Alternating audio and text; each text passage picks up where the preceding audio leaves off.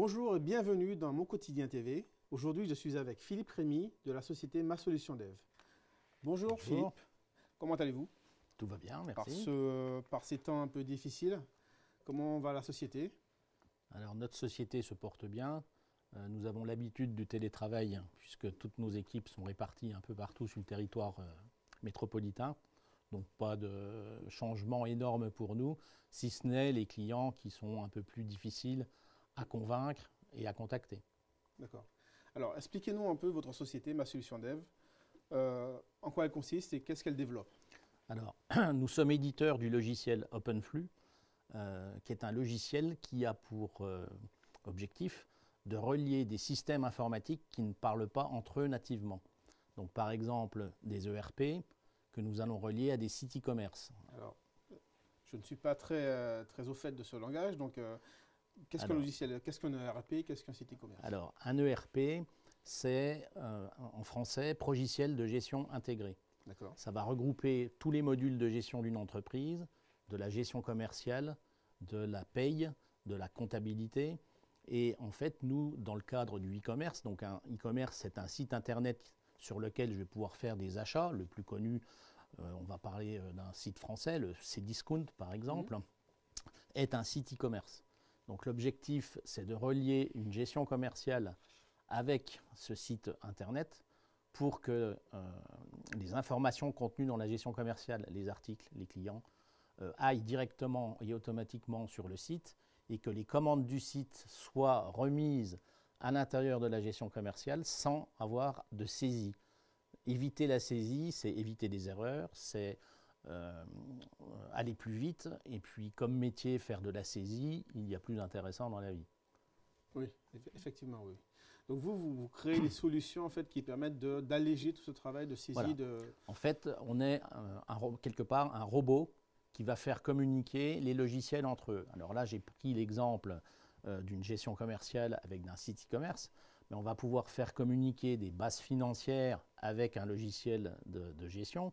Une base financière, c'est par exemple CréditSafe, qui a des informations, des notations sur la crédibilité financière d'une entreprise, aller l'insérer dans la fiche client de la gestion commerciale, de l'ERP ou de la comptabilité, pour pouvoir décider si ce client-là il est suffisamment solvable, est-ce qu'il n'y a pas un risque pour que je lui puisse continuer à commercer avec lui. D'accord. Quelqu'un qui a reçu malheureusement un privilège URSSAF ou un privilège Trésor, c'est peut-être pas la peine que je continue à lui vendre quelque chose, ou en tout cas avec des précautions, comme par exemple avec un paiement à la commande, des choses comme ça. Très bien. Et concernant toutes ces fonctionnalités, en fait, est-ce que ce sont des fonctionnalités qui sont vouées à un certain type d'entreprise, une certaine architecture d'entreprise? Est-ce qu'on est surtout sur de la grosse société ou de la TPE? Du tout. On est de la TPE au grand compte, mais nous, notre marché chez Ma Solution Dev, c'est essentiellement les TPE, PME, voire ETI. Les grands comptes ont généralement des services informatiques qui font leur développement en interne, mais ils ont les mêmes besoins. Par contre, ce qu'il se passe de plus en plus, c'est que les services informatiques des grandes entreprises sont débordés, annoncent des délais aux interlocuteurs métiers qui sont trop longs, 6 mois, 1 an, 2 ans. Et quand on a par exemple ce que je citais, on peut aussi citer Info Légal si je veux le connecter à une gestion, à un ERP plus conséquent. Si on m'annonce 2 ans, je suis le directeur financier de l'entreprise, si on m'annonce 2 ans pour le mettre en place, je vais dire non. Je ne vais pas attendre 2 ans pour avoir la fonctionnalité sur la solvabilité et la santé financière de mes clients ou de mes fournisseurs. D'accord, très bien. Donc là, on intervient et on fait, entre guillemets, le job à leur place. Et votre société, donc, elle existe depuis combien d'années? Alors, elle a été créée en 2011, 2011. mais nous faisons ce type d'activité depuis 2005, Très bien. sous d'autres noms avant. Et vous avez aussi une activité annexe qui vous concerne que vous, sans associés. Vous avez une autre société qui s'appelle comment du coup? Alors, elle s'appelle Business Generation. Cette société que j'ai créée en 2011 aussi était une société pour faire de la direction commerciale en temps partagé et du conseil en développement commercial. Puisqu'en fait, mon parcours, depuis 1985, je suis dans le commerce. Et je suis fils de commerçant, donc on peut dire que j'ai toujours baigné dans ces activités de relations clients. Justement, on va parler de votre parcours, parce que a priori, vous avez démarré, au niveau du commerce en tout cas, vous avez démarré par quelque chose qui n'a strictement rien à voir avec votre métier actuel, c'est-à-dire vous avez démarré dans le bio. Alors, et comment on passe, comment on arrive dans le bio et comment on passe ensuite du bio à l'informatique et au commercial? Alors le parcours est assez effectivement étonnant, atypique. Mon papa a créé son premier rayon d'alimentation diététique en 1952. Le bio n'existait pas, on appelait ça de l'alimentation diététique. Et c'était chez un marchand de graines. Et ensuite, il a ouvert son premier magasin qui s'appelait l'Aliment Sain en 1958. Excusez-moi, qui s'appelait? L'Aliment Sain. L'Aliment Sain. Oui. Par la suite, donc moi je suis né par la suite, en 61 pour être précis, et j'ai donc vécu, entre guillemets, dans le magasin familial, tout petit, à donner, alors à cette époque-là, les enfants travaillaient, donc à donner un coup de main par-ci par-là, et ensuite vers 15-16 ans, j'aidais à la vente dans le magasin. Et ensuite mes études, je faisais des études mathématiques. Mes études m'ont poussé à faire de l'informatique. Donc parallèlement, en 83, j'ai fait des études d'informatique que j'ai terminées en 83. Et très rapidement, je me suis rendu compte, j'étais analyste programmeur, je me suis rendu compte que ça ne me plaisait pas d'être derrière un écran, que je ne serais pas toute ma vie derrière un écran. Donc là, je me suis rappelé que je savais ce que c'était que commercer. Et j'ai été embauché dans une boutique en 1984, une boutique informatique. Et j'ai vendu mon premier Macintosh en janvier 1984, date de sa sortie. Donc le cursus informatique a commencé comme ça. D'accord. Et pour revenir à vos parents et au magasin, est-ce qu'ils avaient conscience à ce moment-là qu'ils participaient à une révolution quand même dans l'alimentation? Est-ce qu'eux, ils avaient conscience de ça Pourquoi il est venu au bio? Mon papa est venu au bio par conviction. L'alimentation diététique lui a sauvé la santé. Donc ensuite, ça a été une conviction et il est devenu ce qu'on appelait à l'époque végétalien. Végétalien étant maintenant on dit végan. Oui. Et ma foi, les enfants, on suivait, puisque moi, pour ma part, j'ai mangé de la viande pour la première fois à l'âge de 18 ans. Émancipation. Non, c'est ma maman qui a voulu que je goûte pour savoir le goût que ça avait. Et votre mère aussi était forcément, toute la famille. D'accord. Toute la famille. Par soutien ou par conviction aussi? Votre mère en tout cas, parce que les enfants, j'imagine. Par soutien. Par soutien, oui. Par soutien. D'accord. Tout à fait. Et donc du coup, c'était votre première expérience aussi commerciale, dont vous parliez tout à l'heure. Et aussi, vous avez donc votre première vente comme vous disiez, de Macintosh. Oui. C'était aussi, c'est aussi une révolution. Donc vous avez été depuis le tout petit dans une sorte de révolution. En fait, ce Macintosh est devenu quand même quelque chose d'assez important de la société actuelle. C'est vrai. Hein. Et vous avez réussi à le vendre le jour de l'année de sa sortie. Donc vous êtes une famille de précurseurs en fait. On va dire. Les hasards de la vie, qui font parfois bien les choses. Oui. Donc effectivement, au début, j'ai vendu du matériel. Ensuite, par la suite, j'ai vendu du matériel et les services associés. Ensuite, j'ai vendu du logiciel de gestion.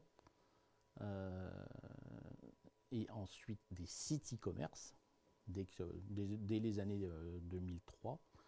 Et dès les années 2005, on a fait des connecteurs entre les logiciels de gestion et les sites e-commerce. Et on a arrêté très vite de faire des sites e-commerce parce que c'est un autre métier. Et le graphisme, le design, tout ça, c'est un autre métier qui n'est pas le nôtre. D'accord. Et revenons un peu sur la partie commerciale. Donc vous avez dit que votre expérience en magasin avec vos parents vous a amené vers le commercial, parce que vous avez déjà des notions.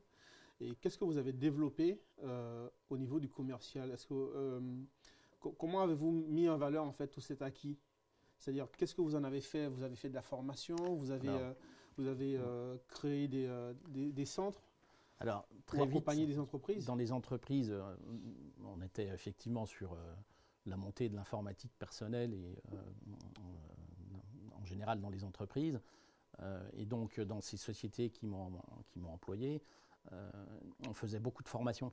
Donc, j'ai suivi des formations commerciales et de management en parallèle de mes activités quotidiennes, on va dire, où j'ai suivi donc des stages chez différentes sociétés de formation, Crotamer, Processcom, etc., qui m'ont permis très vite, en montant dans les échelons de ces entreprises, de manager des équipes commerciales.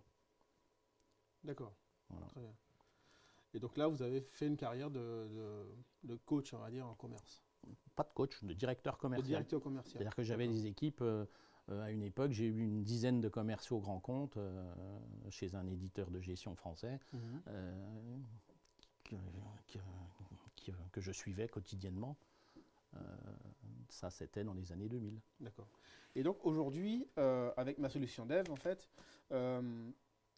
vos activités sont dans quel secteur d'entreprise? Donc c'est comme vous m'avez dit tout à l'heure, c'est de la petite au grand compte. Vous pouvez travailler pour tout le monde? On peut travailler pour tout le monde. Notre mass market, c'est essentiellement TPE, PME. Oui. Ces temps-ci, avec une montée chez les ETI. Alors qu'est-ce que les ETI? Les ETI, c'est les entreprises de taille intermédiaire. Il n'y en a pas beaucoup en France, je crois qu'il y en a 250, 500, alors qu'il y en a plusieurs milliers en Allemagne, par exemple. C'est pas un modèle, c'est le modèle économique manquant un petit peu en France. Donc on est entre la TPE et la PME, en gros, c'est ça? Ou oui, plutôt entre le mass market, c'est PME. PME, d'accord. Alors après, la définition de PME, ça dépend des éditeurs, ça dépend des banques. Enfin, chacun a un peu sa définition. On va dire qu'une entreprise de 10 à 100 salariés, c'est une PME. Mais ça dépend de son activité. D'accord, très bien.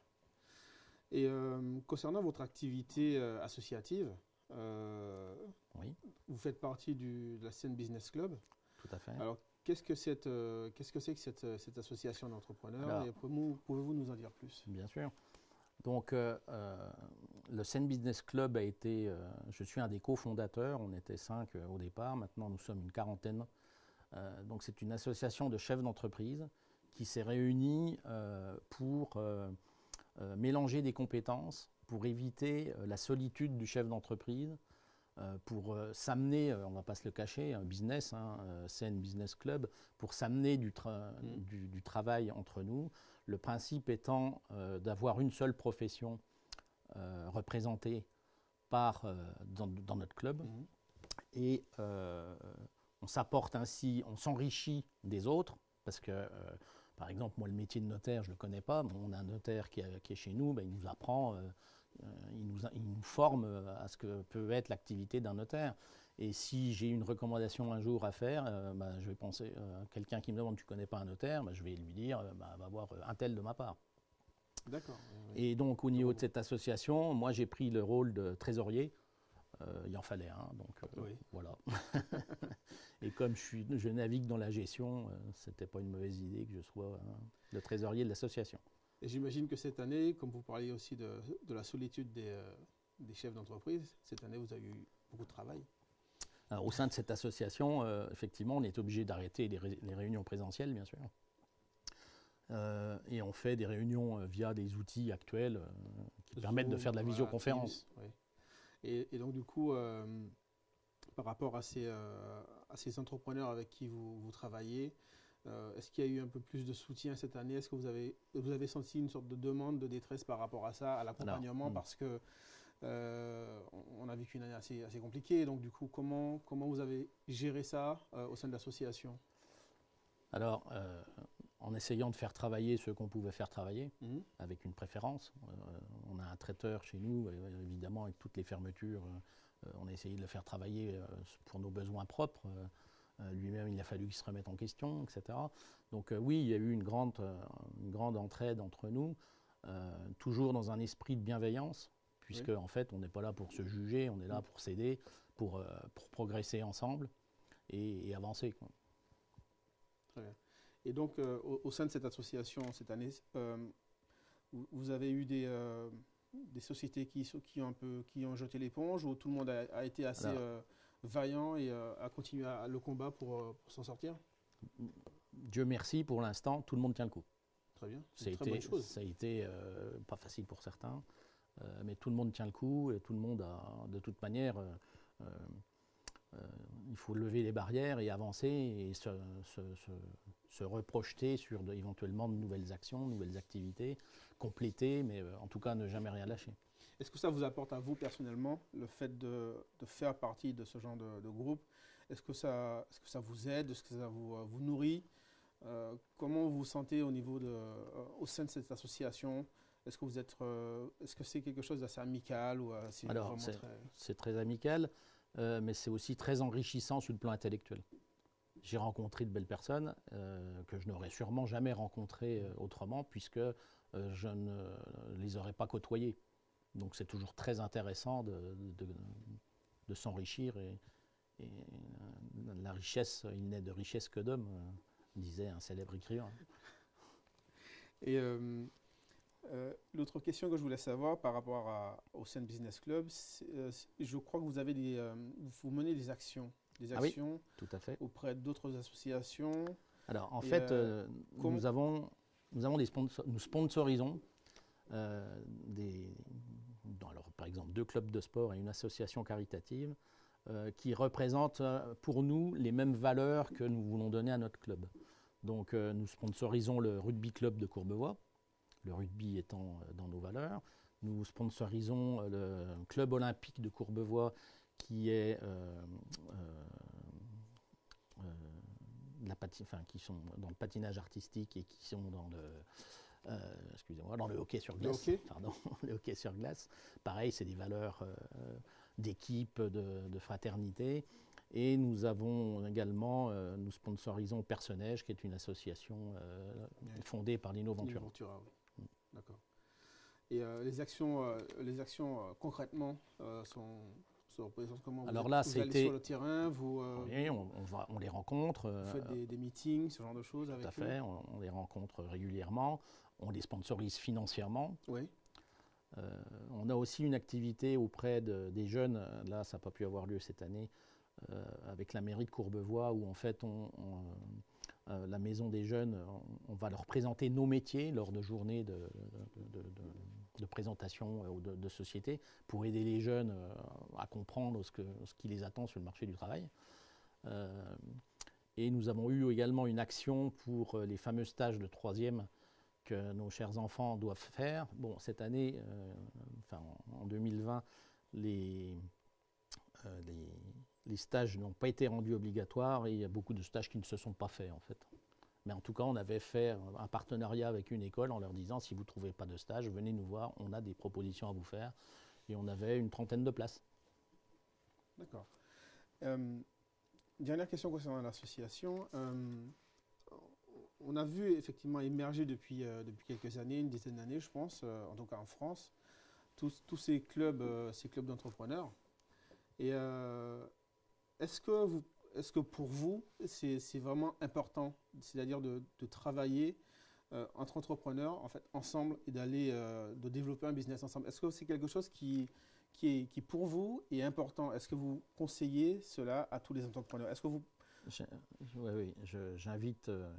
alors après, il faut trouver le bon format de club d'entrepreneurs, mais j'invite tous les entrepreneurs à rejoindre ce type de club pour échanger, pour apprendre, pour faire du business. Ça apporte vraiment quelque chose oui, franchement. Oui. Pas seulement sur le plan professionnel, mais sur le côté intellectuel. Voir ce qu'il se passe ailleurs, ne pas rester avec... on est dans un monde maintenant communicant, pas qu'avec les logiciels. Il faut communiquer et les réseaux sociaux, ça ne suffit pas. C'est évidemment indispensable aujourd'hui, mais la relation humaine reste majeure, surtout pour faire établir des relations commerciales durables. Et puis voilà, c'est plus gratifiant de faire du business avec des gens avec qui on a des rapports proches. Oui, après tout ce qu'on a, cela dépend de ce qu'on a à vendre. Quand on fait de la vente en B2C, c'est-à-dire aux particuliers, c'est une fois, souvent, 2 fois, enfin, c'est pas récurrent. quand on fait du B2B, entre professionnels, business to business, les relations humaines restent importantes. Alors, ceci dit, moi, sur ma solution dev, 90% de mes clients ne nous ont jamais vus parce qu'on fait tout à distance pour réduire les coûts. D'accord. Donc, c'est un peu paradoxal, mais il faut de tout pour faire un monde harmonieux, on va dire. Et cette année qui vient, cette année 2021, vous en attendez quoi?